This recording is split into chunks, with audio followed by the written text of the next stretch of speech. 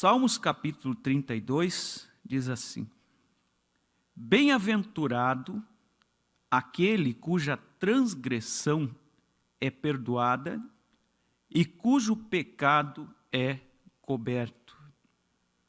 Bem-aventurado o homem a quem o Senhor não imputa maldade e em cujo espírito não há engano.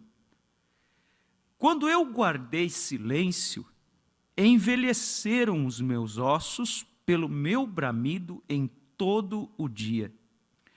Porque de dia e de noite a tua mão pesava sobre mim, e o meu humor se tornou em sequidão de estio.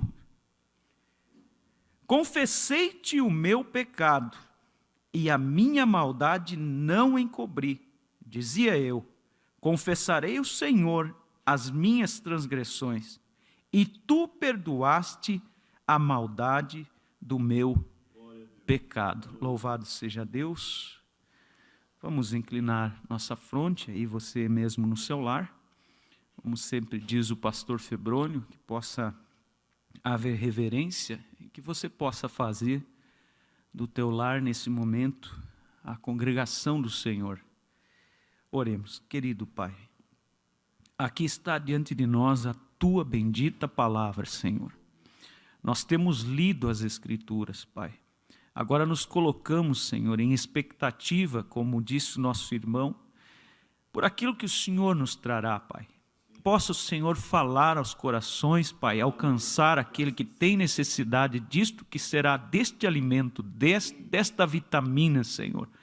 Concede-nos graça aqui, desenvoltura, que possamos colocar as palavras de forma compreensível e que a tua unção acompanhe, Pai, em nome do Senhor Jesus Cristo.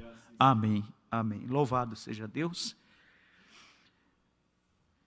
Eu quero falar então sobre confissões.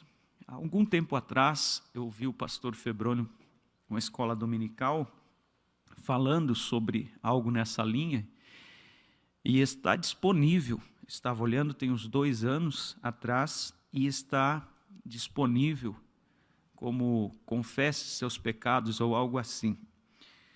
Seria bom rever, né, se esse assunto lhe for interessante, importante, e eu creio que é para cada um de nós.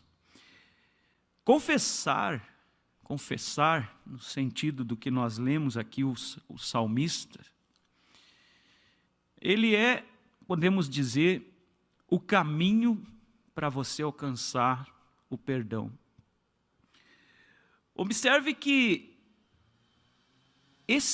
essa confissão, ela deve vir de um coração arrependido. Ela não pode ser algo frio, algo formal, tem que ser algo real, genuíno. A Bíblia diz que, Isaías disse que as nossas orações, elas são impedidas, muitas vezes, muito embora ele comece dizendo que os ouvidos de Deus não estão agravados, não. Os seus braços não estão encolhidos, atrofiados, não. Mas no versículo seguinte ele disse que os nossos pecados, ou seja, as transgressões, fazem uma barreira entre nós e o nosso Deus, para que as nossas orações não cheguem a Ele. E então nós precisamos sim alcançar dele o perdão, a misericórdia, e muitas vezes isso vem através de uma confissão. Davi disse: confessei-te o meu pecado. Então, nós observamos aqui, irmãos,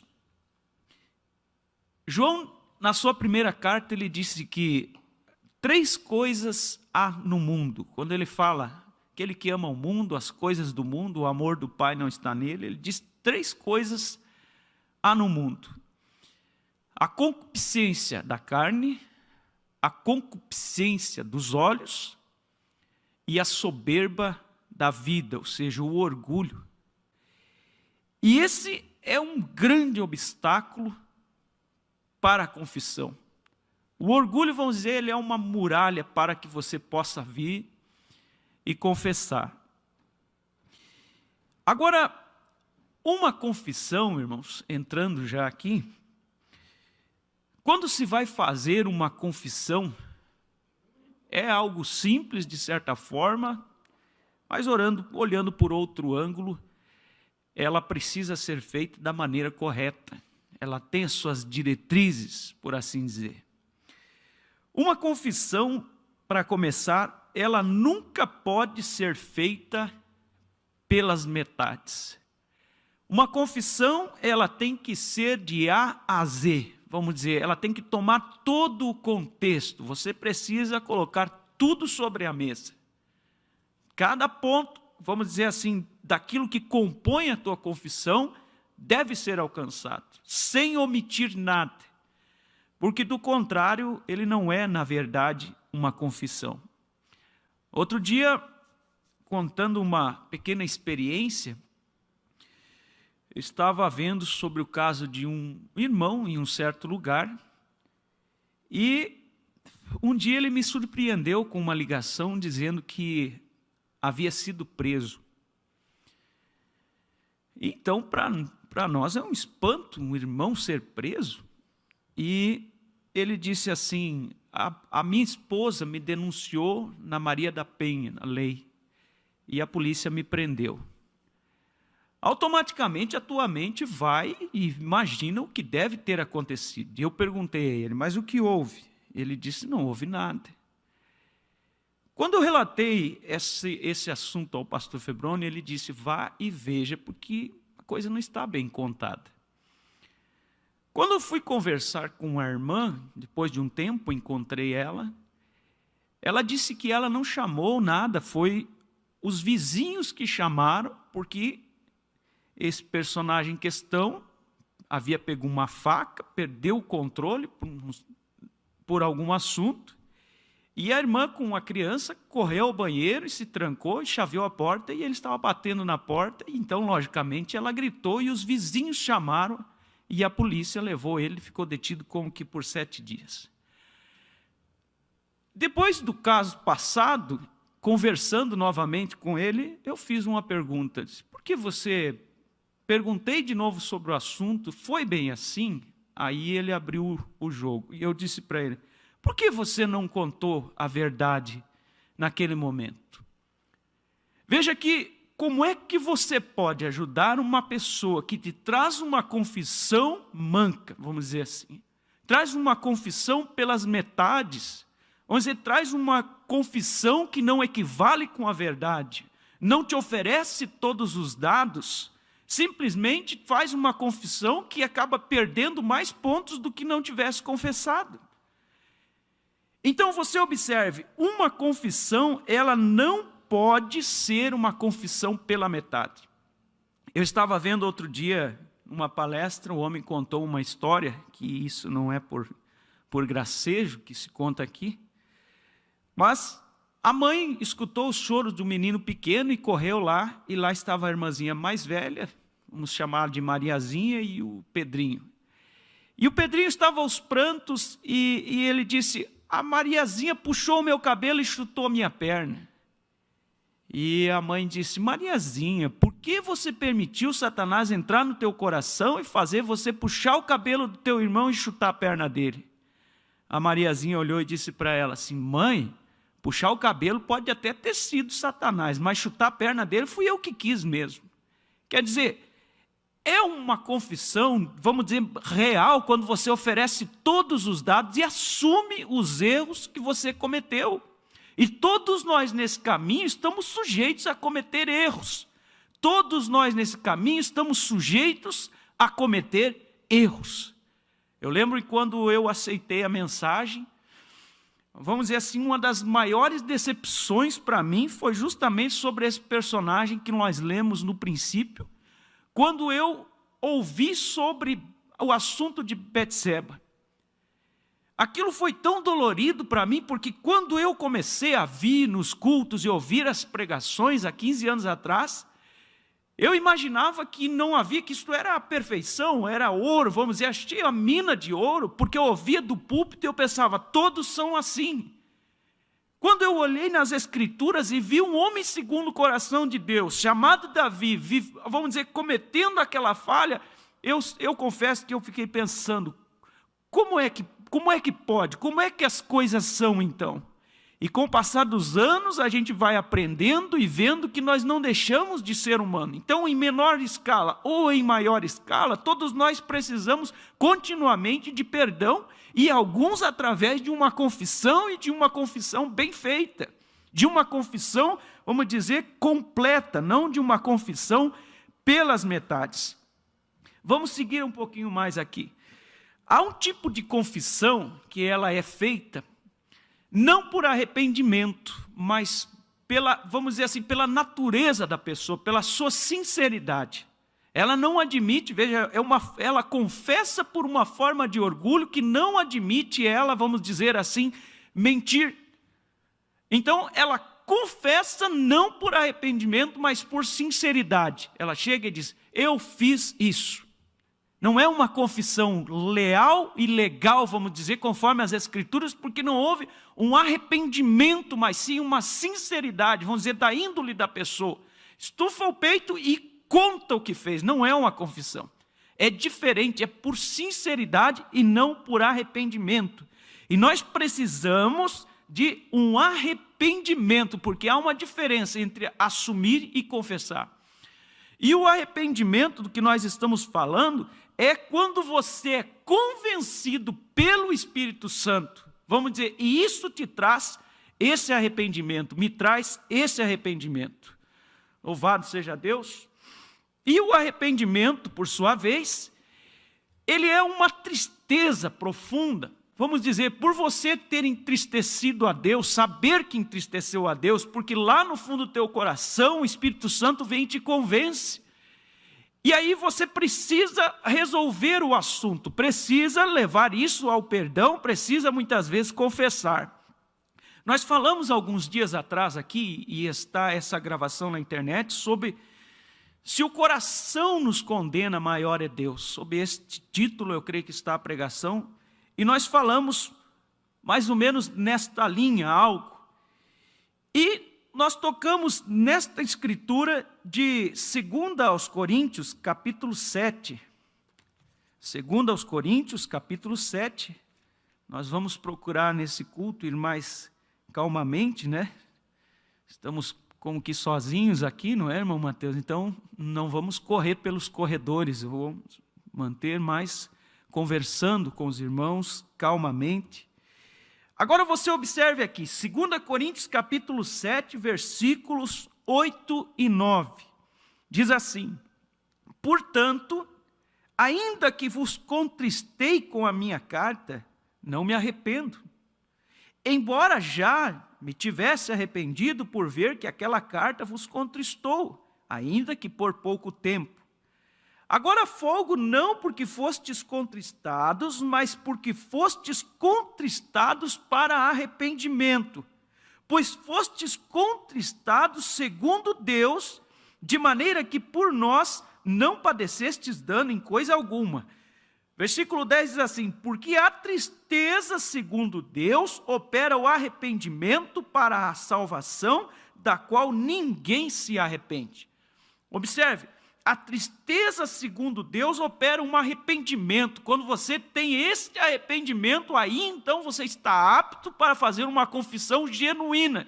E quando você é convencido pelo Espírito Santo, vamos dizer, este arrependimento genuíno veio à tona, então você está apto a fazer uma confissão real. Vamos dizer, como aquele jovem pródigo que chegou para o seu pai e ele disse, pequei. Vamos dizer, pai, dá uma oportunidade, não foi tão mal assim, eu saí um pouco. Não, ele disse, eu pequei contra os céus e perante a ti não sou digno de ser chamado teu filho, faça-me como um dos teus jornaleiros. Aí nós vemos um arrependimento genuíno, aí nós vemos uma confissão real, sem precedentes, vamos dizer, a imagem dele não estava mais sob a balança, vamos dizer, o seu status não estava mais em uma balança. Ele chegou e colocou com todas as letras e expôs o seu pecado, assim como Davi disse, porque enquanto ele tinha aquilo dentro dele, ele disse o seu humor tornou-se em seca de estio, vamos dizer, até os seus ossos doíam, mas quando ele pôs aquilo para fora, colocou sobre a mesa, vamos dizer, o jovem chega e diz, pai, é assim, daqui até aqui. A moça chega e diz: pai, foi assim, assado, está aqui diante de ti, preciso de ajuda. Vamos um pouco além, vamos seguindo aqui, um pouco não, vamos seguindo. Aí você observa, irmãos, que este arrependimento, ele vai funcionar aliado a outros dois fatores que Paulo menciona a Timóteo no capítulo 1 da sua primeira carta, nos versículos 5 e 6, e depois ele repete no versículo 19, ele usa uma boa consciência, um coração puro, uma fé não fingida. Uma boa consciência, vamos dizer, aí é onde que as coisas começam a funcionar. Vamos um pouco mais, vamos seguindo aqui. As pessoas, muitas vezes, irmãos, se arrependem. Há pessoas que muitas vezes se arrependem, mas não é esse tipo de arrependimento que nós estamos falando. Então, você vai observando que há uma variedade de formas aqui, mas dentre estas várias formas existe um canal que é o real e o legal, vamos dizer, que é o válido. Tem muitas pessoas que se arrependem, dizem: olha, irmão, eu estou arrependido pelo que eu fiz.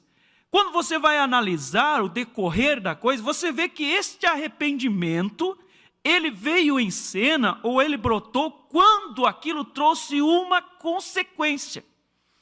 Quer dizer, quando houve uma consequência pelo dano, pelo pecado cometido, por assim dizer, aquela consequência fez com que a pessoa se arrependesse, mas o pecado em si não.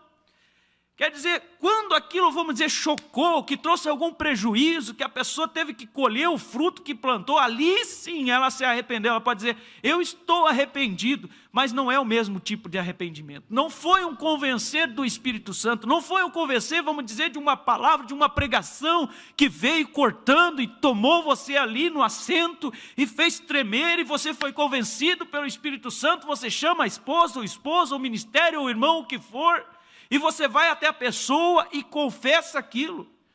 É diferente do que quando, vamos dizer assim, o prejuízo bateu a porta, aí você diz: eu me arrependo de ter feito aquilo. Vamos caminhando um pouco mais. Aleluias.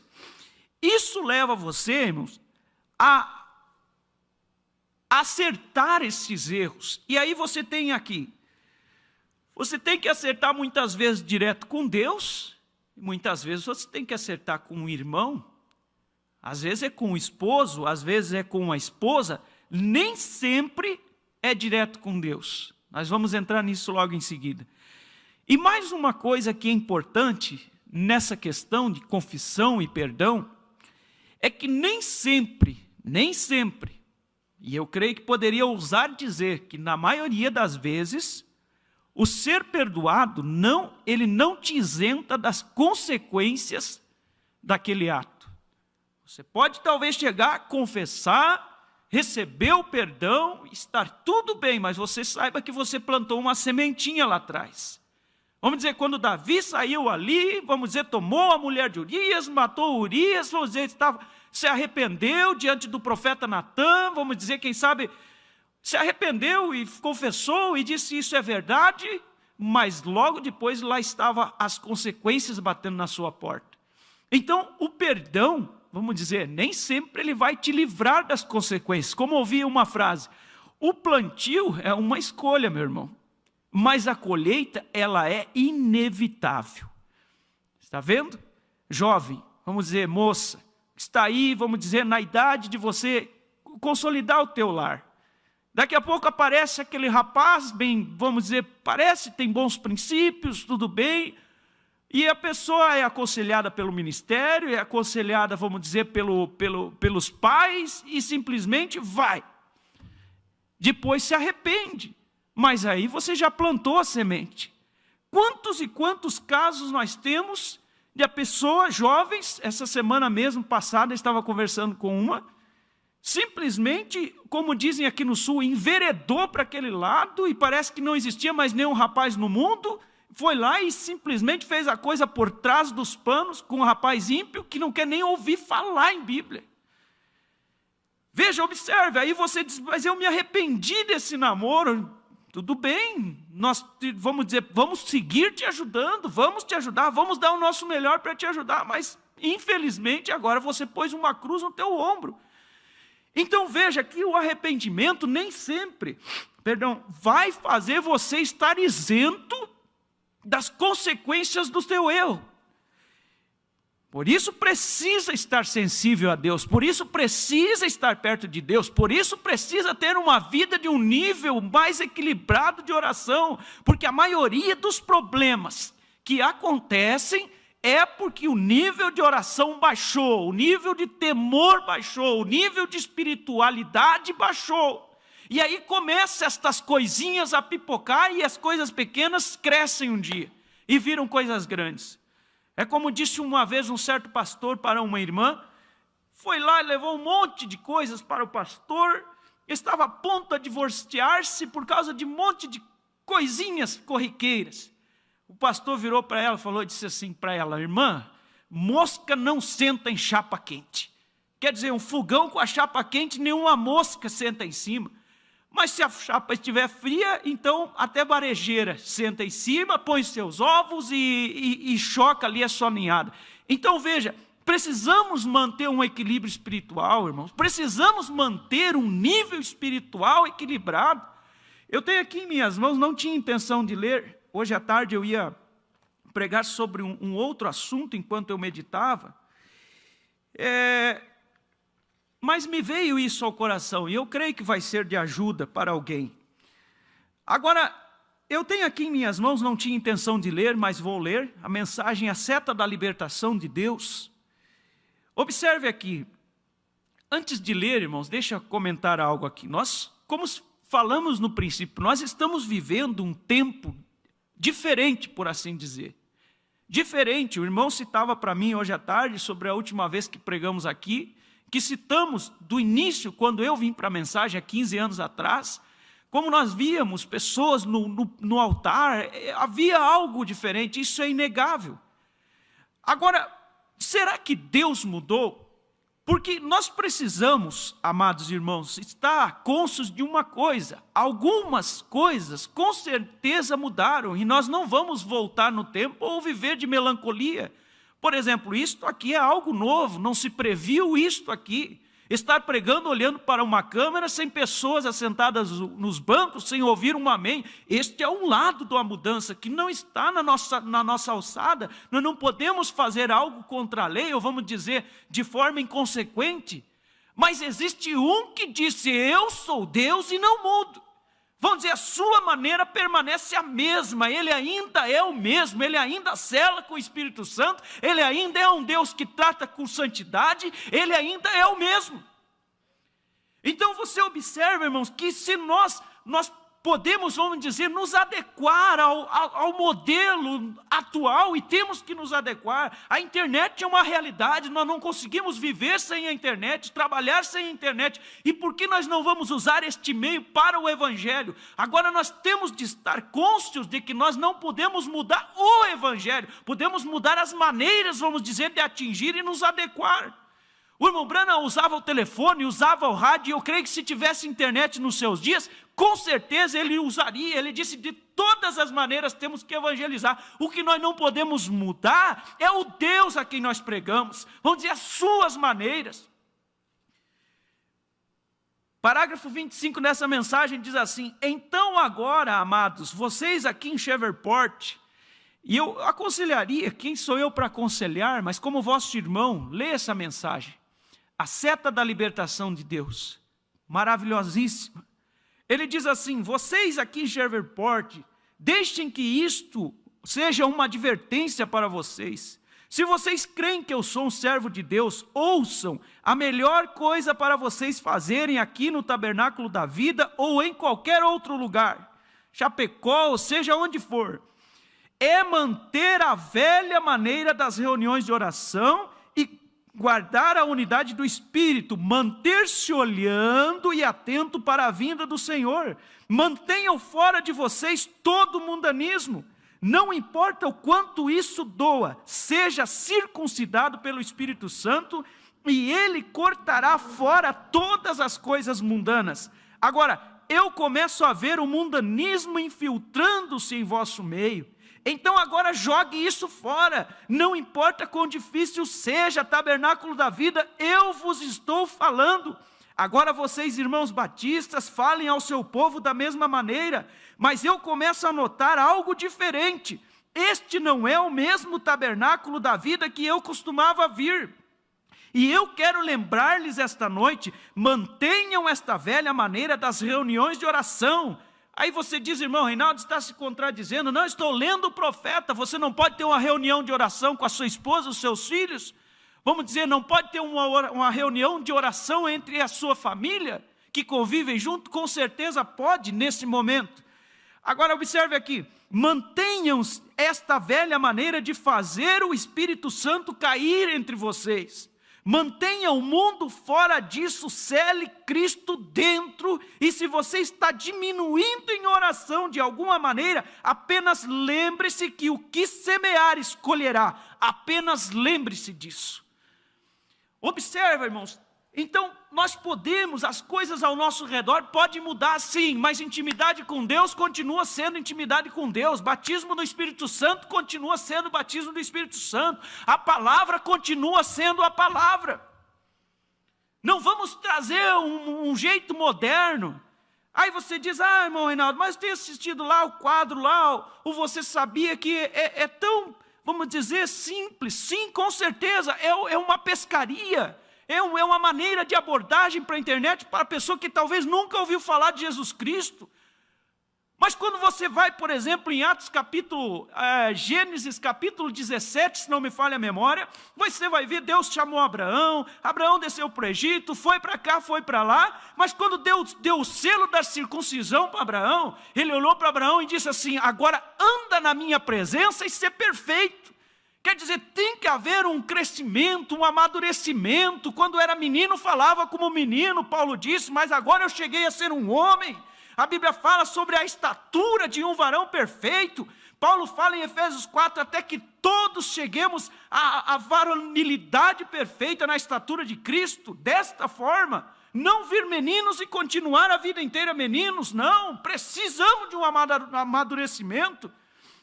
Hoje à tarde eu me lembrava como Paulo descreve para Timóteo as faixas etárias. Trate as jovens como se fossem irmãs, as mais velhas como a mães.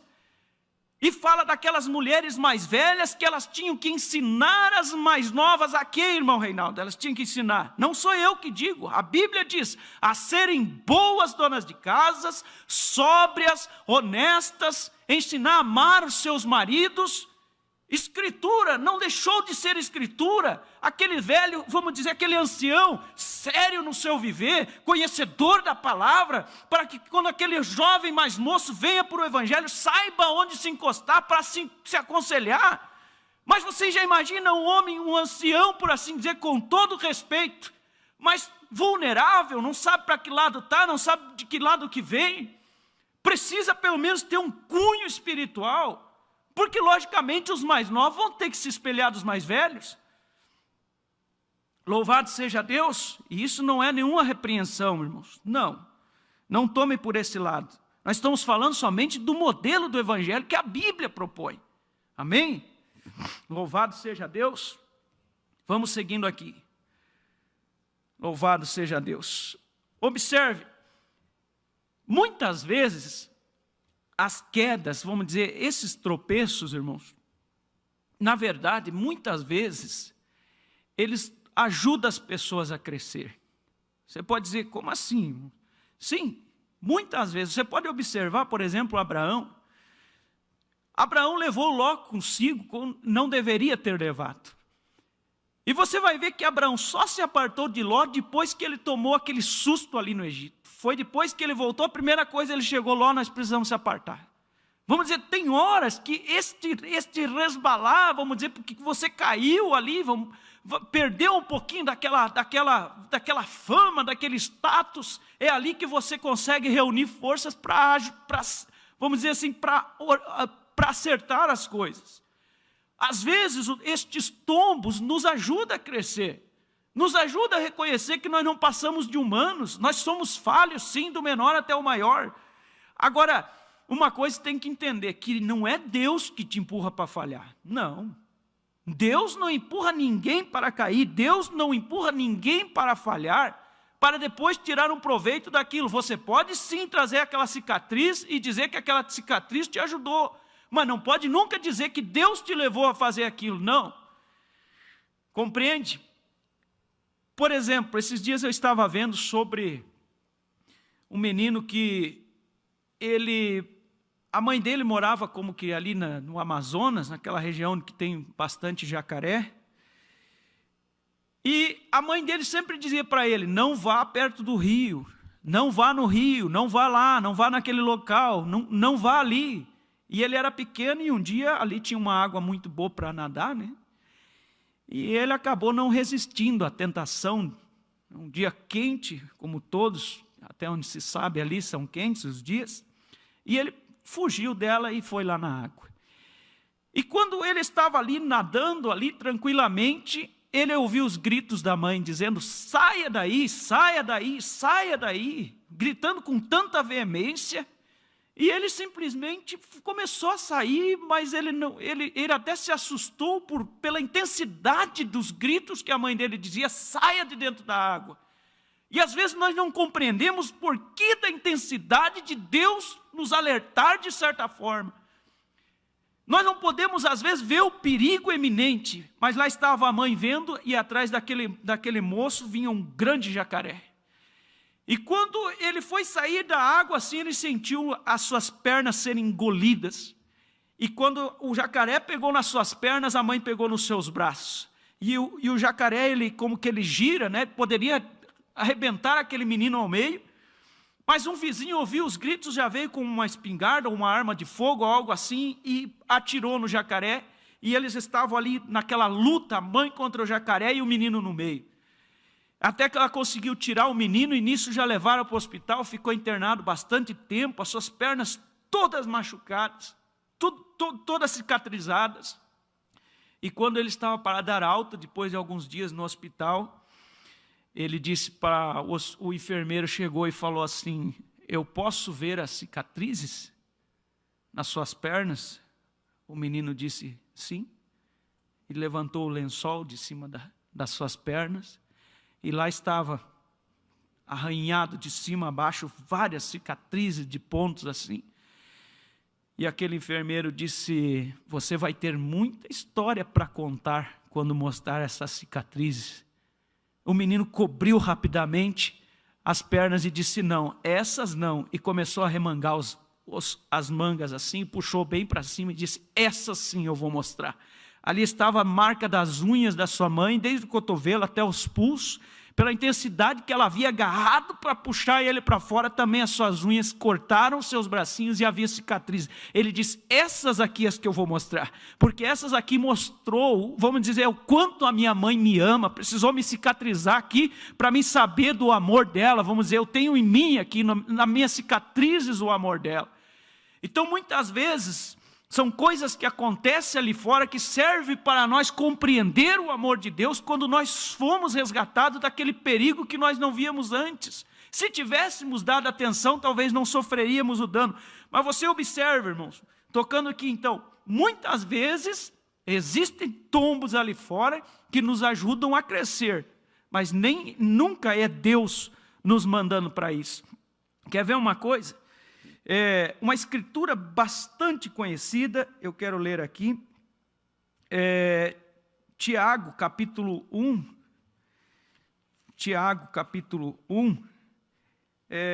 versículos 13 ao 15, muito conhecida essa escritura, mas quem sabe nem tanto meditada, porque aqui só é o caminho. Tiago descreveu todo o caminho do pecado aqui. Observe, ele disse assim, ninguém sendo tentado, diga, de Deus eu sou tentado. Mas Deus está permitindo isso aqui para mim ser tentado, Deus está me provando. Deus ama provar os seus filhos, mas não dessa forma. Observe, Tiago está dizendo aqui, ó, diga, ninguém sendo tentado, porque o tentar está sendo, Tiago tratou aqui primeiro o tentar, ninguém quando sendo tentado, mas o tentar não é a primeira coisa. Você quer ver? Disse assim: ninguém sendo tentado diga, de Deus eu sou tentado, porque Deus não pode ser tentado pelo mal e a ninguém tenta. Ninguém tenta. Observe, mas cada um é tentado quando atraído, vamos dizer, primeiro foi atraído. Cada um é tentado quando atraído. Observe, e engodado pela sua própria concupiscência. E nós falamos no princípio, concupiscência do quê? Da carne. Concupiscência dos olhos. Eu lembro-me de uma pregação, pastor Wilmer, ele falando que quando o diabo pega um jovem dos nossos jovens, vamos dizer, filhos dos nossos irmãos, um jovem da igreja que desvia, a primeira coisa, o diabo pega e joga ele numa experiência na carne, vai jogar ele diante de uma mulher mundana, ou de uma bebida alcoólica, ele vai sentir aquilo no seu sangue, vamos dizer, no seu corpo. E nós muitas vezes queremos falar para jovens ali, praticamente barbados, e contar historinhas. Sabe, eu gosto da maneira que em Chapecó nós temos, os irmãos daqui conhecem o professor Isaac. Eu admiro o professor Isaac, que Deus o abençoe sempre. Não que não admire as outras professoras, graças a Deus nós temos algo consolidado aqui. Mas ele não brinca com as crianças ali. Claro que os pequeninhos têm uma maneira de se chegar, mas eu via assistir aulas da escolinha, vamos abrir em Gênesis, vamos abrir em Salmos, o profeta diz assim, diz assado, prepara nossos jovens, para quando eles chegarem a ser jovens, eles saberem o que creem. Às vezes você sente um frio na barriga, quando é perguntado, jovens perguntaram outro dia, alguém fez uma pergunta para os jovens sobre o Espírito Santo, Atos 2. Sabe, irmão? Somos uma família, mas diga aqui, Atos 2, o irmão Brana nos ensina, foi aonde nasceu a igreja, Atos capítulo 2, a descida do Espírito Santo, isso deveria estar na ponta da língua, vamos dizer, deveria ser a meta, deveria estar ardendo no coração de cada um. Vários não sabiam responder o que era Atos 2. É isto que nós estamos falando neste tempo. Não tem como mudar o evangelho. Nós não vamos chegar com uma forma diferente, não. Nós precisamos que volte os velhos Robson, que entravam no milharal e clamavam pelo Espírito Santo. Como é que nós vamos ter uma geração eleita, vamos dizer assim, neste tempo final? Quando o profeta disse que o evangelho seria levado por mãos de jovens, aí nós olhamos de que forma?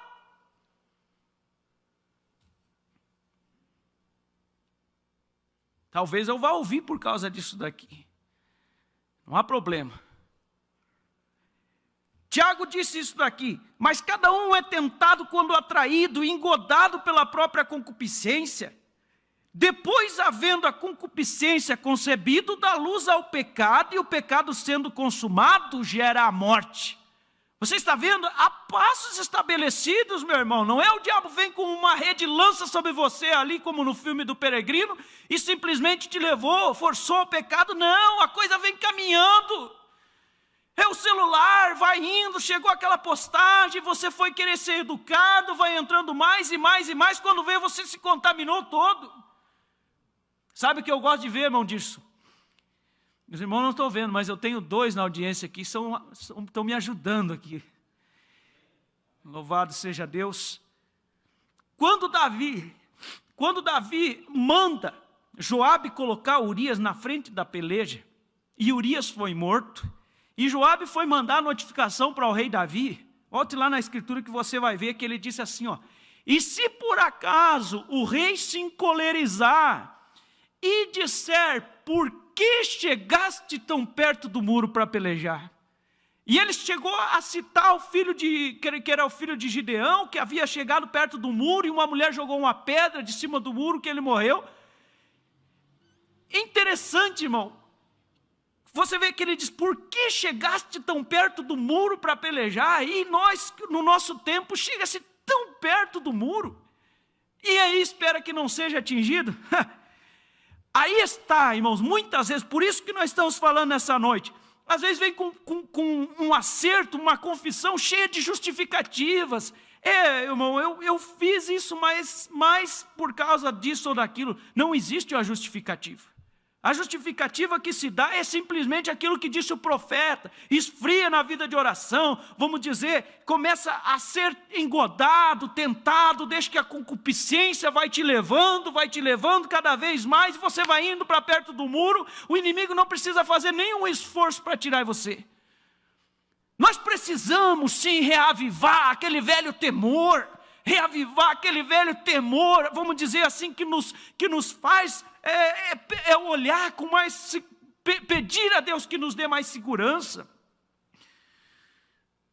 Deixa me manter aqui, vamos um pouco mais. Só quero abrir um parênteses aqui, quando eu falei eu vou ouvir por causa disso, aqui há pouco atrás, irmão, talvez algum comentário de um jovem, não estou falando sobre ministério, graças a Deus aqui nós temos, o pastor Febrônio sempre tem me ajudado. Outro dia ele disse: posso falar algo sobre tua pregação? Eu disse: com certeza, estamos aqui como para auxiliar. Se em alguma coisa não estiver indo bem, nós vamos ser ajudados com certeza. Mas irmãos, isso aqui é ABC. Outro dia eu estava ouvindo um pregador que quase foi levantado, assim como fazem com aqueles atletas, né? Levantado. Sabe por quê? Por dizer apenas verdades, simplesmente verdades. E eu estava ali orando e meditando no assunto, e me veio uma frase: quando um homem é elogiado por dizer apenas verdades, aquela nação está com problema. Nós não precisamos ser aplaudidos por dizer simples verdades, irmãos. Mas às vezes aquelas simples verdades estão sendo tão ausentes que nós não nos damos conta. E quando alguém vem e puxa a coisa para o eixo de novo e diz assim: 2 mais 2 é 4, nós pensamos: olha, parece uma raridade uma pregação daquele estilo. Vamos um pouco mais. Eu não vi a hora que eu comecei e então nós vamos seguindo aqui. Eu já estou quase na metade. Vamos aqui. Nós paramos aqui em Tiago, né? Quando se faz essa confissão, nunca se deve justificar ou apontar o dedo, mas é porque fulano, é porque Beltrano, vamos dizer assim, é por causa dela ou é por causa dele. Não se faz dessa forma. Você precisa olhar a tua parte. Quer dizer, a tua parte. Arrependeu, acerta, confessa, a tua parte. Você não pode fazer pelos outros. E nem envolver outros, e nem culpar outros. Essa é uma confissão do outro. Daí ele deveria dizer: olha, eu vim aqui por causa de mim, o fulano fez tal e tal coisa. Mas cada um tem a sua parte, eu tenho a minha parte e assim por diante. Agora, veja, irmãos, vamos acelerar um pouco aqui. Por que é importante uma confissão? Provérbios capítulo 28, 13, vou citar aqui para ganhar tempo. Diz a Bíblia: o que encobre a sua transgressão nunca prosperará. O que encobre a sua transgressão nunca prosperará. Quer dizer, deixa debaixo do pano ali, ninguém viu. E aí aquilo começa a desenvolver, até mesmo pode desenvolver doenças como depressão e tantas coisas mais. Há uma diferença aqui, irmãos, entrando aqui, há uma diferença de você cair em pecado, você cometer algo errado, vamos dizer, e você viver no erro. Por exemplo, eu estava meditando hoje à tarde sobre aquela passagem muito conhecida de quando o profeta disse para sua esposa dizer ao telefone que ele não estava em casa. E aí eu aprendi uma grande lição com a irmã, que eu guardo até hoje. A maneira que ela abordou o profeta. Você observa que ela não disse para ele: você errou. Ela fez uma pergunta para ele. Ela disse: foi certo o que você fez? Quer dizer, isso foi um acidente. Falamos sobre não justificar aqui, mas o profeta realmente também temos que ter um equilíbrio. Somos humanos, dependendo da pressão que nós estamos vivendo. Vamos dizer, aquela irmã sob pressão, quem sabe a criança com febre, chorando, quem sabe queimou o feijão, quem sabe a conta de luz venceu, não deu conta para pagar, não deu conta de pagar, daqui a pouco chega a irmã vizinha ali, quem sabe um pouco menos ocupada, e surge algum contratempo e ela fala algo ali asperamente. Errou, não deixa de ser um erro. E nós não vamos justificar, mas está sob pressão. E muitas vezes a coisa resbala, vai, acerta, está bem. Agora, viver sobre aquilo, irmãos, essa é uma outra situação. Agora, vamos aqui, seguindo aqui. A gente traz a anotação e às vezes acaba meio que se perdendo um pouco. Mas nós olhamos aqui, o cometer um erro é diferente do que viver no erro. E muitas vezes essa confissão cabe para isso. A pessoa vai cometendo, levando aquele erro camuflado ali, nunca acerta. Nunca se arrepende. Às vezes vai se arrepender lá na frente, como citamos antes, quando aquilo traz algum prejuízo. Aí se arrependeu. Vamos aqui, observe que o profeta disse que quando, vamos citar nas minhas palavras aqui, conforme você vai, você erra a primeira vez, aquilo dói. Erra a segunda, dói um pouco menos. Erra a terceira, talvez vai doer um pouquinho a partir da quarta, quinta vez, não dói mais. Esse permanecer no erro é diferente do que cometer um erro, do que um acidente. Vamos seguindo aqui. Vamos ver aqui, Também tem algo mais aqui, irmãos, sobre a confissão. Para quem deve ser feita a confissão? Para quem deve ser feita a confissão? Tiago falou sobre confessar as nossas culpas uns aos outros. Nem sempre é o ministério. Como, por exemplo, aquela irmã, certa vez, foi dizer ao profeta, o profeta orava por ela, ela não obtinha cura, não era curada. E o irmão Branham disse, você não tem algo a confessar? Ela disse, não tenho nada para confessar. E a visão rompeu. E o profeta viu aquela mulher com outro homem, o seu marido estava na guerra. Ela disse, irmão Branham, eu já confessei isso para Deus. E o irmão Branham disse, não é para Deus. Você tem que confessar, é para o teu marido. Então você observa que existe uma confissão que deva ser feita para um, outra que deva ser feita para outro, e algumas são feitas ao ministério. E deixa eu dizer algo aqui. Quando você não souber exatamente a quem deva confessar, eu vou dar um conselho. Se você não sabe se é direto ao marido, se não sabe se é direto ao patrão, ao esposo, ou quem quer que seja, mas você sente que tem de confessar algo, traga primeiro ao ministério. O ministério vai te orientar como fazer. Não faça primeiro se você não tem certeza absoluta. Porque às vezes você vai e confessa a Deus e ficou devendo aqui, como no caso dessa irmã. Ou às vezes você vai e confessa direto a pessoa e quando precisaria ter trazido ao ministério. Então, quando não tem uma certeza absoluta, venha primeiro ao ministério. Eu estava lembrando também de algo hoje à tarde, sobre 3 jovens que foram fazer uma pescaria. E aí eles ali começaram a conversar e começaram a confessar um para o outro. E um disse assim, olha, irmãos, somos amigos e tudo. Um problema aí que eu de vez em quando eu tomo um pouco de bebida. Aí os outros, não, todos somos falhos, né? Eu também, irmãos, eu gosto de um baralho de vez em quando. Os 3 jovens ali conversando. E o outro ficou quieto. E eles começaram a ficar preocupados, porque eles haviam confessado, e o outro, será que o outro não tinha nada para confessar? E eles esperaram e não aguentaram, e apertaram o outro, e disseram, e você não tem nenhuma falha? Ele falou, eu tenho. Mas e qual que é? Ele disse, é que eu não vejo a hora de encontrar alguém para contar isso aí. O homem tinha um espírito de fofoca. Então você observa, você tem que saber para quem você conta e até que ponto você conta. Entende? Por exemplo, vamos dar um exemplo aqui. A esposa, o marido está com um determinado problema na sua vida íntima e a irmã, muito amiga da outra, vai e expõe a vida do marido para outra irmã. Entende? Você tem que cuidar para que você abre as tuas coisas, se aquilo é necessário, se aquilo não é necessário. E eu vou concluir aqui. Tem bastante anotações mais aqui, mas eu vou concluir por aqui.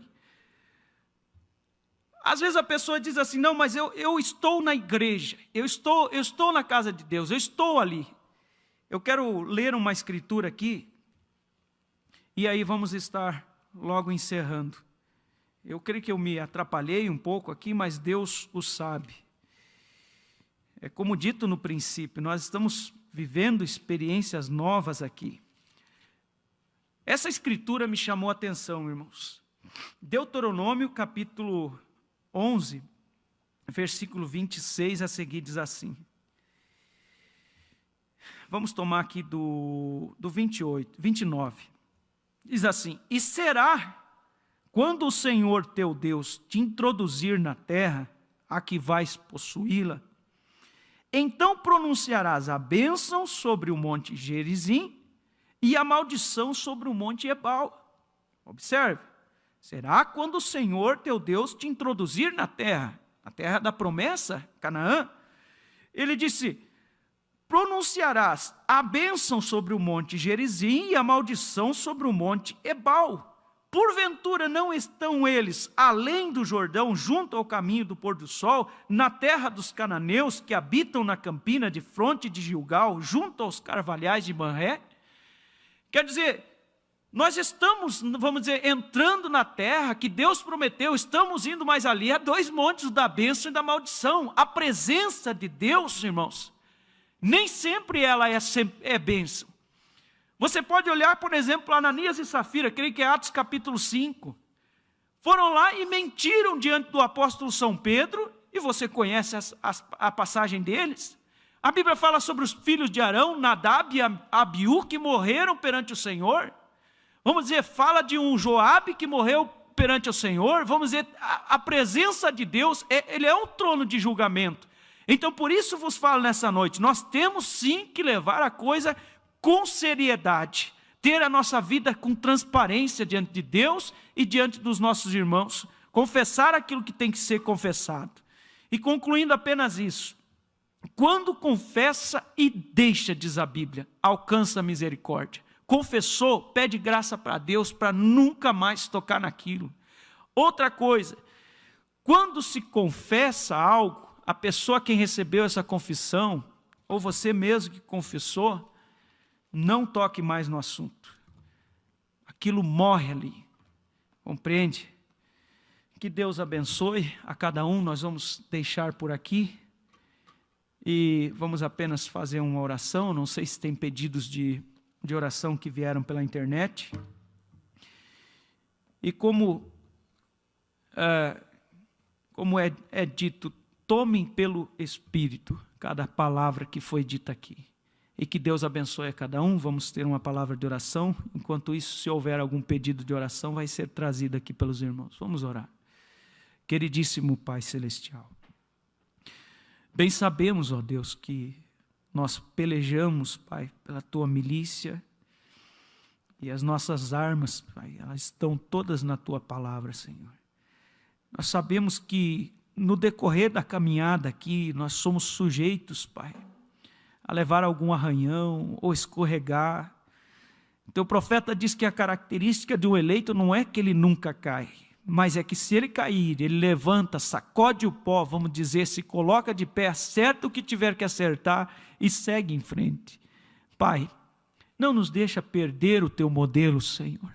Não nos deixa, Pai, errar o caminho por algum motivo ou por outro, Senhor. Não nos deixa estar, Senhor, pensando, Pai, que as coisas têm mudado de alguma forma no sentido da nossa vida com o Senhor, não.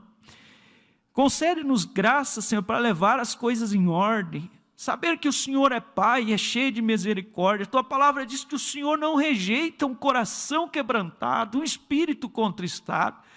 Nos ajuda, Senhor, a sentir dentro de nós, aqueles que necessitam, Pai, quando temos aquela carência, Senhor, compunge nosso coração, meu Pai. Compunge-nos a nós, Pai, cada um dos Teus filhos, Senhor. Eu preciso desse compungir constantemente, cada família, cada lar, Senhor. Ajuda-nos, Pai Santo, e abençoa estes trabalhos pela internet, Senhor. Venha, Pai, nos adestrar nesta etapa, Pai. Senhor, ensina-nos, Pai, como fazer as coisas, porque muitas vezes nos encontramos um tanto sem saber qual o rumo tomar, Pai, qual a maneira, Senhor, até mesmo de colocar as palavras, Pai. Venha nos ajudar, Senhor, venha nos dar graça, Pai, venha nos capacitar. Não queremos nos tornar artistas de púlpito, não é isto, Senhor, mas que o Senhor nos ensine, Pai, a ter a rédea, Senhor, na mão. Vamos dizer, como disse creio que foi Billy Paul, disse que a coisa mais sobrenatural que ele via na vida do profeta é que ele sempre tinha o controle. Dá-nos, Senhor, esta graça, Pai, nós te pedimos. Abençoa, Senhor, nossos irmãos ao redor do mundo, Pai. Ó Deus, e abençoa, Senhor, cada congregação, cada ministério.